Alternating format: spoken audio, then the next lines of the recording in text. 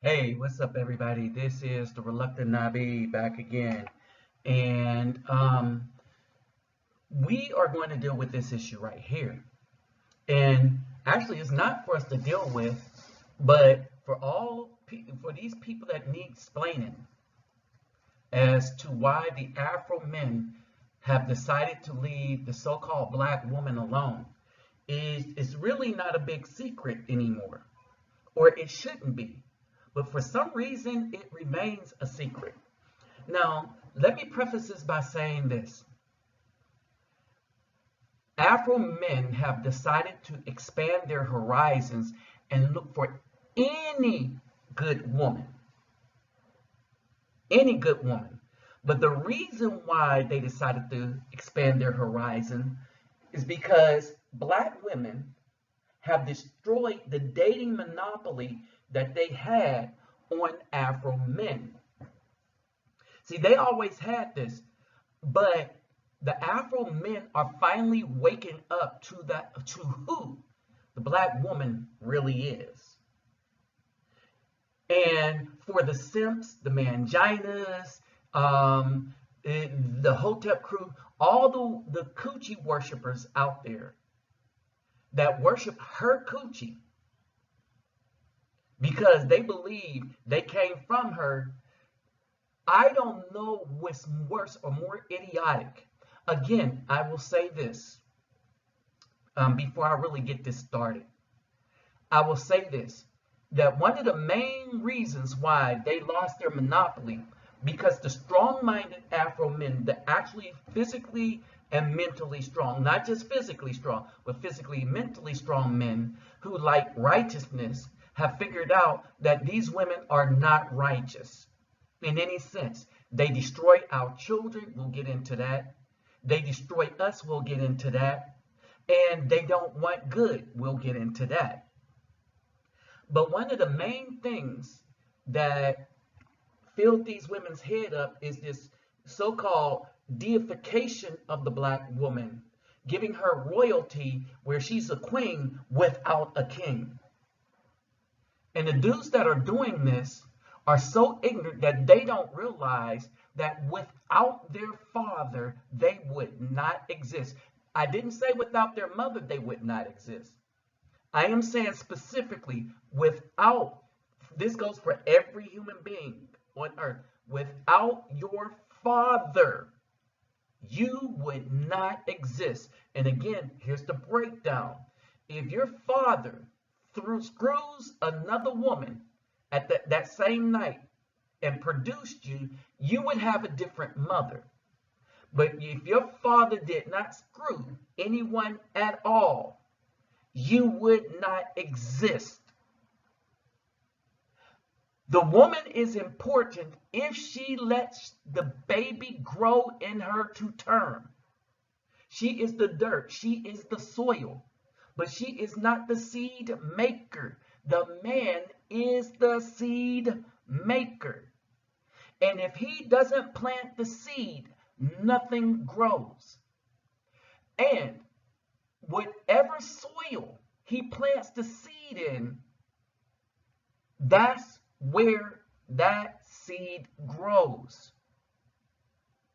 So what's more important? The one who makes and plants the seed, or the soil in which the seed grows? Well, if you think it's the soil in which the seed grows, if there's no seed, then nothing's there. If some other seed is planted in that spot, then the previous seed does not exist at all. That tree, that growth does not exist at all. In other words, if another man screwed your mama instead of your daddy, you would not exist at all. So I wanted to say that at first so that people can understand this concept. Now, that's the first and most important thing that we have to remember. Let me greet everybody real quick. Havorden Hadu Gudag Olo to the bank. Vasas los bonjour mes amis. Kedobawani konnichiwa. Ni hao ni ama. Sani bonani. John Boharbaragani. Assalamu alaikum and shalom. All right. All right. Now, let me add this. Brothers, please share this. Brothers, share this. We know that the Hotep simps and stuff, they're going to come and try to bash the message, even though the logic of what I just said cannot go over their head. Because even they have to see that it's because of their fathers that they truly exist. But for you brothers, if you'd like to support my channel, my donation links will be in the description box, my PayPal me, and my Cash App. And then there will be links to all the data that I've been presenting over the years. Take them, read them, use them for your own videos. All right? It's just a message. Other people have gotten famous from using my data or my resources. All right? So, don't forget to share and subscribe and like the video. And I want to hear what you have to say about all this in the comments section and anything else that you have to add. Now, with that said, let's get into how they lost the monopoly. First, they had a monopoly on Afro men all the way up to the 60s because of laws, meaning that if a Caucasian woman even looked our way, with a few exceptions, or an Afro man looked at Emmett Till, all right, we would have been lynched, destroyed, dangling from a tree, all right, all of this stuff, right? But because of the relationship between black women and white men, Afro men legally got the right to expand our horizons. But it took a minute to realize that the so-called black woman was never a friend to us. All right, we gave them credit and gave them Afro-ness even though they came from the seed of a Caucasian man, like Lena Horne and all of them. And then when they got fame and stuff, they were the first ones to date out, like Eartha Kitt and all the rest of them. Brothers didn't start doing it until after the 70s because we couldn't legally. All right, the black women had always been doing it. All right, so now when we look at that, so what started to happen after this? The black woman, because of food stamps and subpar housing, decided to reject good Afro men because they wanted control over the whole damn community, even though their control was destroying it. But they were okay with it. Because just like the Caucasian men, they were jealous of our resilience as men to go through so much hell that Caucasians have put us through their laws, through slavery, through Jim Crow, and still prosper. It makes a lot of people jealous and angry. Like, how can they not be destroyed utterly? And we thought that the black woman was on our side, and she more than anyone that despised us for that resiliency. And so she took a page out of the Caucasian handbook and started lying on us, promoting every just disastrous narrative of the Afro man to destroy our image. And no one did more destruction to the Afro man community and family than the black woman in general. Now, even given this, until recently, the Afro men still tried to stay with this woman, and she used us. All right. And so what happened is, as a result of social media, we really started to see who they really were to us, the Afro woman. Not the Afro woman, but the black woman. The Afro woman still had our back, like Shirazad Ali. They were trying to tell these women, you're losing your man that you have a monopoly on. You're losing him to women that want him as well, but they do it secretly. But now it's all out in the open. So this is how they lost that monopoly. Pay attention to this and listen. The first narrative. Black women lied and said Afro men leave them. I want you to pay attention to who's putting black women in check. And it's not these moist toilet-minded dudes that have all these shows where they have female, they like, oh, we're going to have this show with men and female and talk about things from both point of views. No, there is no two point of views. You should be trying to get at the truth. And if you're going to get at the truth, we need to not have them on our shows unless they're the subject matter expert in a narrative.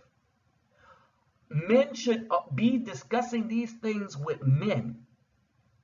And then righteous women should be warning the women. They should be checking the women. And then men should be checking the women. But the righteous women should be training the women to become righteous. But that's not what's happening. You got simps because they want views and because of their vanity and because of their greed. They don't care about the truth. They care about views. They care about the numbers. It's also why we're destroyed. Pay attention to this. Sorry. So I have a question for you. You said one of your fears in being submissive is that the guy will leave you and then go talk shit about your race or about like black girls. Is that what you said? Why are women afraid when they leave most of the time? Between 70 to 80% and 90% they're college educated. Wait, say it again. You hear the crickets? You hear the cricket? So women, and this is something I hear a lot. It's not just you, but I always hear women like afraid of being left. So in your case, it's being left for a white girl. But I've also heard women being afraid of getting married and being left for a younger model or, you know, someone else. But it's not it's not men who are leaving, it's women. It's not men who are leaving, it's women. Now, this isn't the first time somebody's been telling these women this. But they've been ignoring this when people that do these kind of these studies, it's been all over the place. But now that white women are starting to tell them, no, we're taking your man because you leave. See, you had a monopoly on the Afro man, and all the rest of the women wanted him too. But you had the monopoly. But then you decide to leave him, leave the good man for thugs and drug dealers and stuff like that. You had the bad attitude. You were sitting up there with your drinks. And now it's over. Call it a day. It's really too sad it had to end that way. Now, let me say this. There has been a concerted campaign to keep Afro men on the plantation that has been run by the black women. All right. Black women that were no longer sisters to us. Now, keep in mind, this campaign was run and all these advertisements were run to get us to worship the coochie and stick with women that didn't want us. All right. Again, 54% of Afro men do not have children and are single. 30% are married, according to black.com. I'm gonna have to get that again. The blackstatistics.com, and I used to use them a lot. I still do, but for the moment, I can't remember the name. And hopefully it'll come back to me. But anyway, melanin. The only persons in this community that cared about melanin was the Afro men. The only people that were really promoting it were Afro men.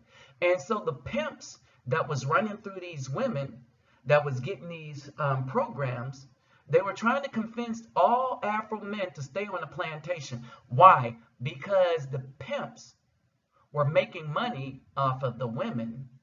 They were getting views on their platforms, and they knew that if they told the truth and said that this is a toxic environment for good Afro men, that these women would leave them alone.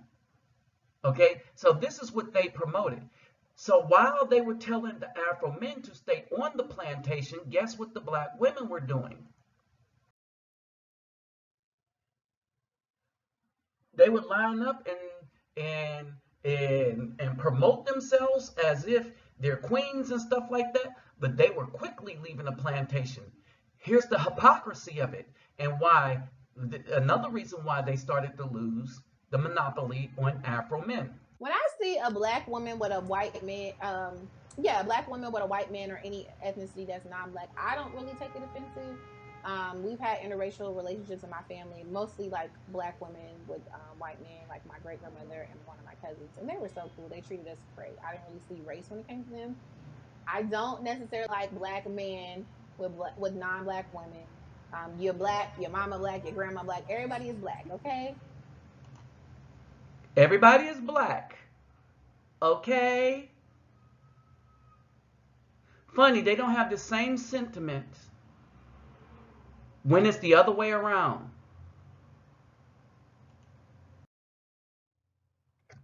All right.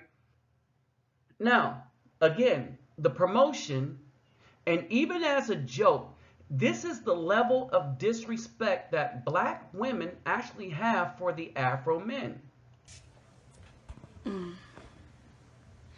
That's a black king right there. That is the level of disrespect that black women have for the Afro man. Think about that. So you may think that that woman was joking. They made it to be like a joke, like that's a black king right there. But no, they're really serious. And some of the times a joke isn't a joke. They're telling the truth and couching it in quote unquote comedy. But that wasn't comedy. That was blatant disrespect for Afro men by black women. But here's the thing. They let you know here as well. Pay attention. What type of guys you prefer? Scammer, drug dealer, or 9 to 5? Drug dealer. I want him to move that weight. Scammer, 9 to 5, drug dealer. Wow, that was quick. Oh, you had this planned out. I tell the world I prefer 9 to 5, but I really want a scammer in my heart. No funny shit. I need a drug dealer and then a scammer. Then fuck the 9 to 5. I want the scammer. Understand, F the 9 to 5.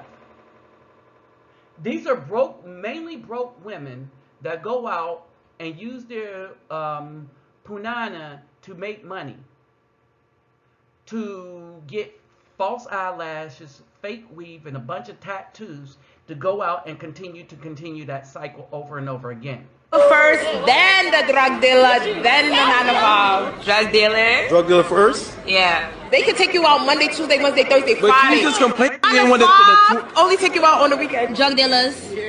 No. 9 to 5. 9 to 5. 9 to 5. Drug dealer. And there's the thing, you can't even tell her, you can't tell them apart, right? The 9 to 5s from, and so here's the thing. Again, this is why the BAW have lost, the Black American woman has lost the monopoly on good Afro men. Scammer, number 1. Scam. But I'm thinking about like, you know what? Or you want them to drip you out. You want them to buy you shit. That's what's going on. Love to buy the girl stuff, so probably a scammer as long as he don't get me messed up in his little works. He can do whatever he needs to do. As long as he give me some bread, then he's good to go. Scammer, drug dealer. I need a nigga with money, so drug dealer is first. And remember that the single black mother is who's been raising these girls. And this is what they're being taught. All right? This is what they are being taught. All right, so now let's get to the last of this. Went to a single mistress, only women showed up. Someone said a few men showed up at the last minute. All right, but men in their right mind are not having anything to do with these group of women. And somebody put up Isaiah 4:1, and you should go back and read the whole 3rd chapter of Isaiah, and then 4:1 would make sense, because the 3rd chapter of Isaiah clearly states that in the end, that these women and their stiff, outstretched necks will be left alone. They will have scabs on their head behind all the weave and stuff like that, right?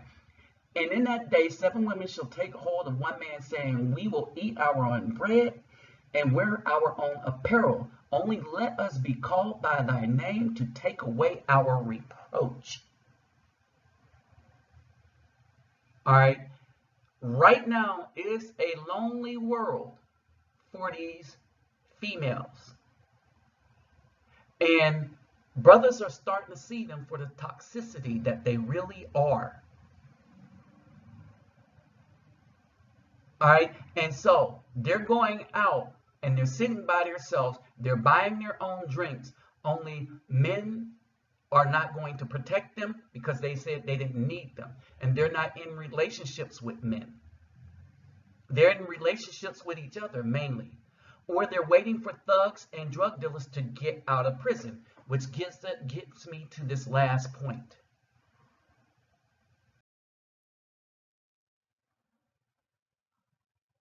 Black women have the highest rate of children with different fathers. A new study shows that the rate of American women who have children from multiple fathers, also called multiple father family structure, is pervasive. And so this wasn't just about black women. All these stats where black women are doing way worse than everybody, especially the ones that I put up. If you go look in the description box, it includes what the white woman is doing and what the Hispanic women are doing. It includes what the white women are doing and what the Hispanic women are doing. According to the National Longitudinal Survey of Youth, 1 in 5 American moms have children or kids from different birth fathers. And you know probably already what's next. Black mothers lead the list at 59%. So this was a black woman reporting on this. 59% of us, she says, have children with more than one father, while Hispanics come in second with 35, and white women come in last with 20. So black women by themselves, who are less of the population than Hispanics and less of the population than whites, outdo both populations in this category put together. So you put the white and Hispanics together, the black women outdo them. Now, in another study I put up, that the majority of men that's making these babies are dudes that just got out of jail, felons. I was in a conversation with a sister yesterday, and she was talking about how a woman had a good man decide to get pregnant with him. Once she got that baby, she left him, and she's waiting to marry a dude that is in prison. So she's waiting for him to get out of prison. So what's going to happen with that baby? Because that's not his child. All right, and I used NBC News, but if you look at black women have the highest rate of children, a bunch of information is going to come up about this. All right, and so at the end of the day, the monopoly that black women used to have over the Afro men is gone. And now you end up with men that are going to Brazil, Colombia, Mexico. They're going anywhere but any place in the United States. Why? Because it's not worth it. And as the wall awaits the so-called black woman, brothers are getting passports in droves. Why? Because they are starting to understand that the black woman is too much of a risk to Afro men. They are too difficult to find. Now, when brothers do find a good sister, they're swiping them up. All right, because a lot of sisters realize that brothers are now having options, and some got their acts right, but brothers are swiping up sisters that are childless, that are in their natural state. The same natural state these women will give to a Caucasian man in betrayal to the Afro man, and work with the Caucasian man and on behalf of the state to destroy the Afro man and his family. See, that's the catch. Because black women deep down realize that they don't give life to children. They realize it's the man who places a seed in them. If that man don't place a seed in them, that Afro life never gets born. If they don't abort that child, if they abort that child, it never gets born. You understand? And they understand this. The Caucasian men understand this. The black women who say they're going to divest and give Caucasian men, they know that they are destroying themselves and destroying their community, because because Afro men and Caucasian men, we're the seed maker. So anyone we place the seed in becomes us, because we're the dominant, or becomes the white man because he's the dominant recessive. All right, either way, we're men. We made the seed, and so the women are agreeing to carry our seed to fruition and grow part of us, the Afro men. The black women know this. And now, Afro men understand that these women are toxic to us. There was never toxic masculinity. The problem was the woman robbed the home of all masculinity. And now you got toxic males that grow up because their mind is feminine. But they have the strength of a man. And how their mind get that way, that's what their moms made. Oh yeah, brothers getting these passports, they're out. And wise sisters understand this and say, you know what? I need to get with them brothers. All right, so y'all tell me what y'all think on this. All right, we know for sure that a wall awaits the BAW. For sure. With that said, I'm out.